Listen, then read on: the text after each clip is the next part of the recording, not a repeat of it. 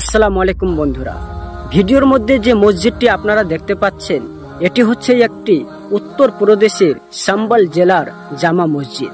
এই মসজিদেই কিছুদিন আগে 4 জন যুবককে পুলিশে গুলি করে মেরে ফেলে। এখন এই মসজিদকেই বন্ধ করে দেওয়া হচ্ছে।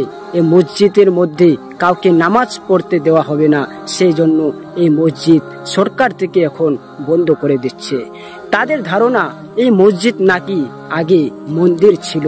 প্রিয় মুসলিম ভাইরা, তারা মুসলমানের ওপর এইভাবে অন্যায় ততদিন পর্যন্ত চালিয়ে যাবে যতদিন পর্যন্ত মুসলমান এইভাবে চুপ হয়ে থাকবে।